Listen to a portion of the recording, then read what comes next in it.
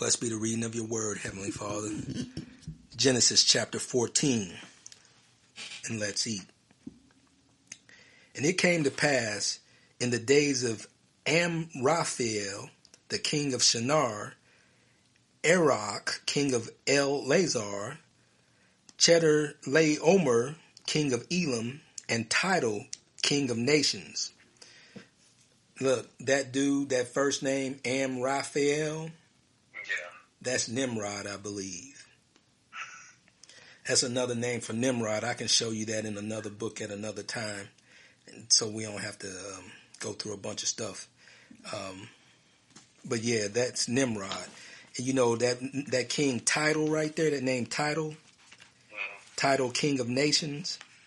You know, didn't Jay-Z's little music thing, didn't he call it Tidal? Yeah, he did. I think this is where he might have got that from, for some reason, because he probably think he's some type of king or something. You know, they think they're gods and kings. Yeah, that's a Hova and all that crap. Yeah. So, better get himself right. I would say to him, he probably need to, you need to repent. All right, so keeping it moving.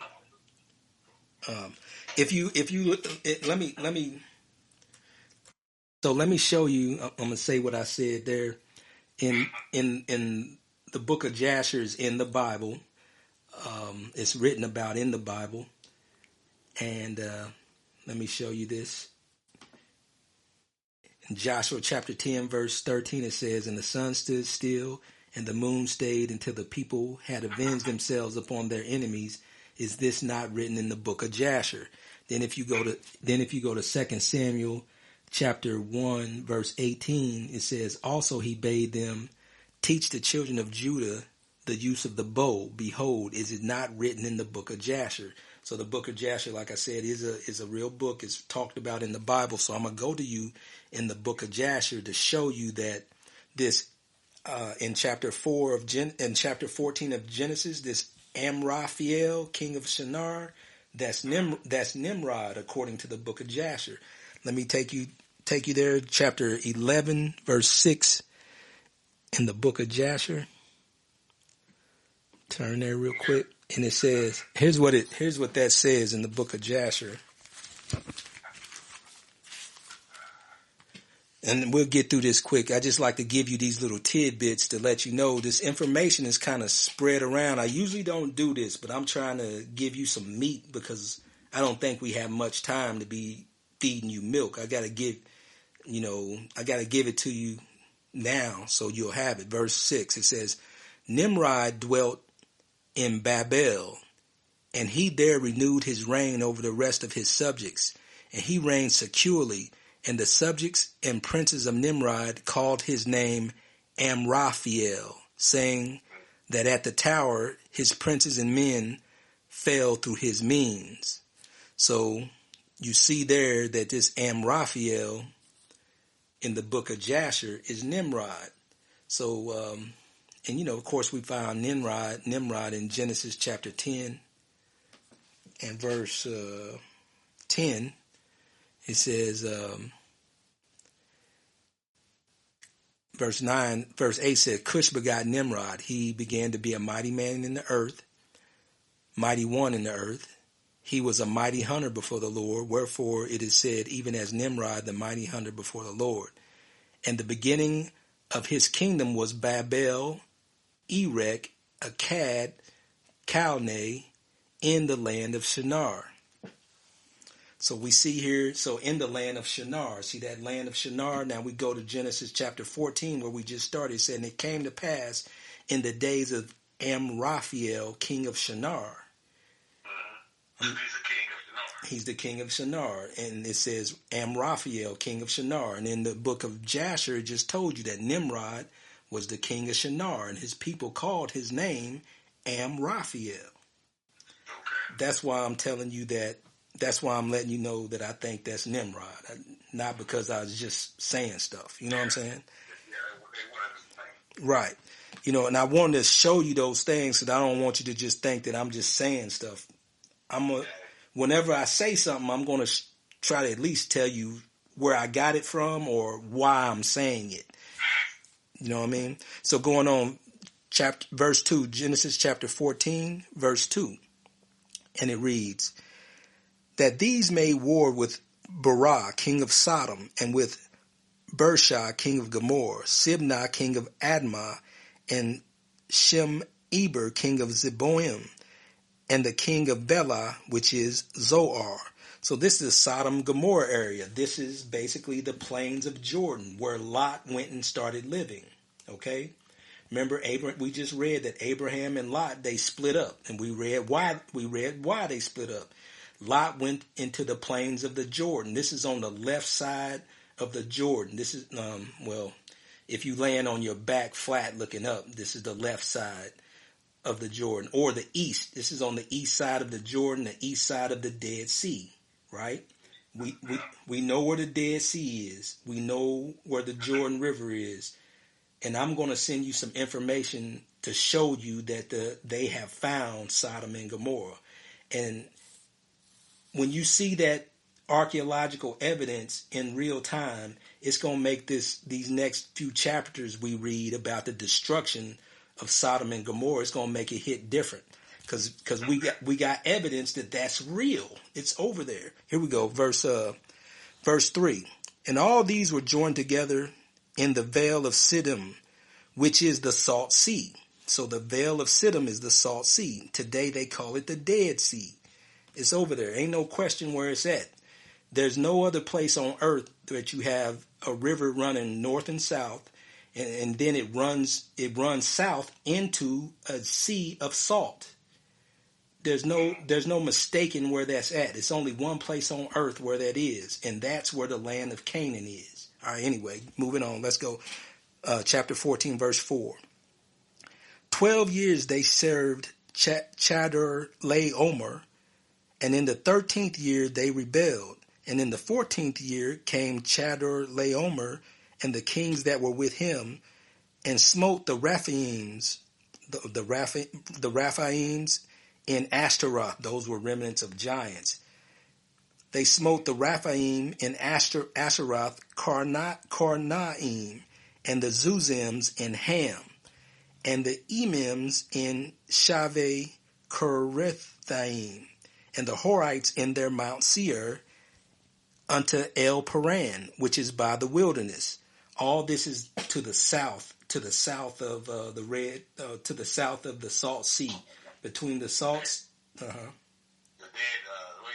Sea, right? The Dead Sea, yes. You know, it's called the Dead Sea today. Back then, it was called the Salt Sea, or the Valley of Salt, or the salt, or the it was called the Vale of Siddim, the Salt Sea, that area, and Sodom and Gomorrah are on the east side of it.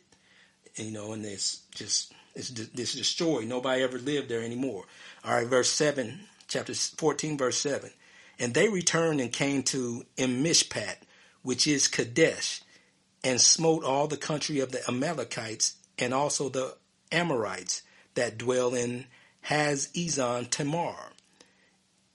And there went out the king of Sodom, and the king of Gomorrah, and the king of Admah, and the king of Zeboim, and the king of Bela, the same as Zoar. So these are the 5 cities of Sodom and Gomorrah, all right? And they joined in battle with them in the vale, or the valley of Siddim. And Chedorlaomer, the king of Elam, with Tidal, king of nations, and Amraphel, king of Shinar, Nimrod, and Arioch, king of El-Lazar, 4 kings with 5. And the vale of Siddim was full of slime pits, and the kings of Sodom and Gomorrah fled and fell there, and they that remained fled to the mountain. And they took all the goods of Sodom and Gomorrah, and all their victuals, food, and they went their way.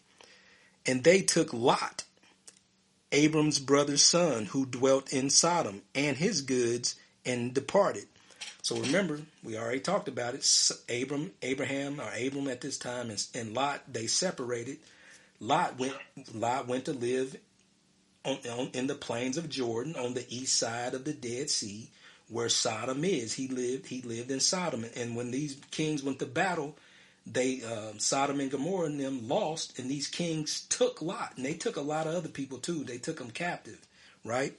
So, verse 13, and there came one that had escaped and told Abram the Hebrew, for he dwelt in the plain of Mamre, the Amorite, brother of Eshcol, and the brother of Aner, and these were confederate with Abram. So these cats, they had a agreement. They was cool with Abram.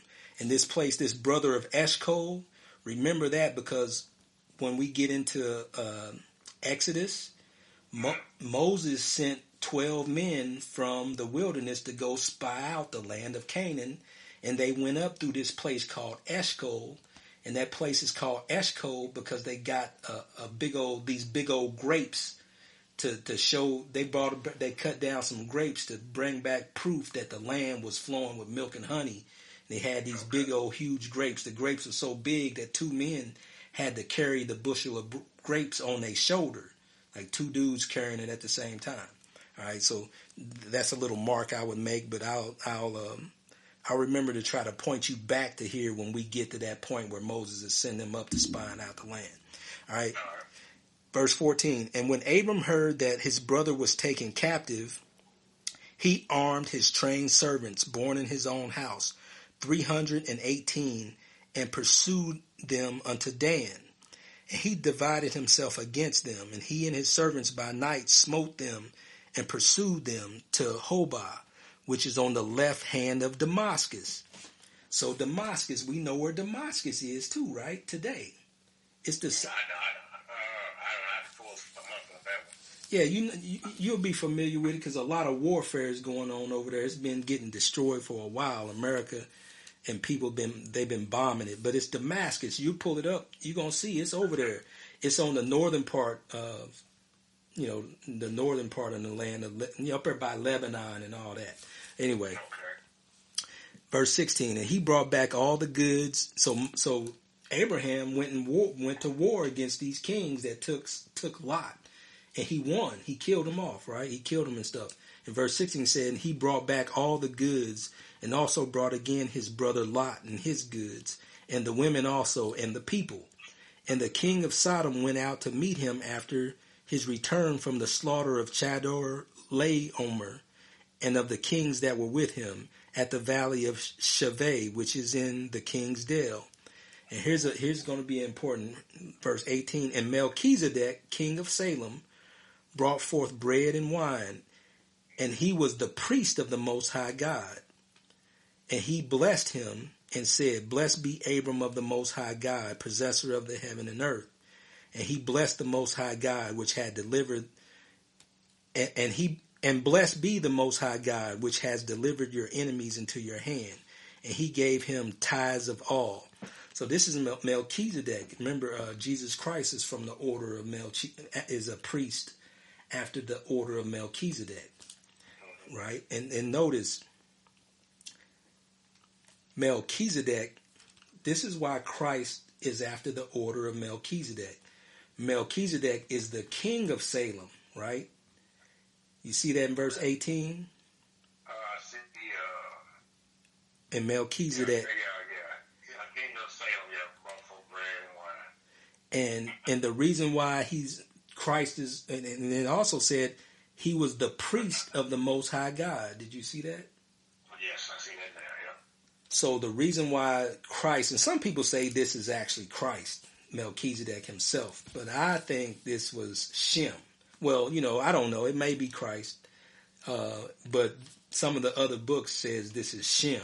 Remember Shem, Ham, and Japheth, Noah's sons? Yeah.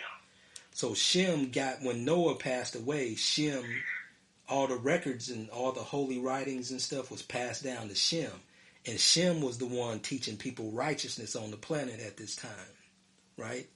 And so I believe that Shem, because that land of Canaan over there was Shem's land, and Shem was dwelling over there. It was called the house of Shem. And some of the other books, like I said, talk about that. We can get into that later. But the reason why Christ he said, you are a priest after the order of Melchizedek. That's in, I think it's in Acts chapter 16, verse 17. Are you familiar with that verse? Okay.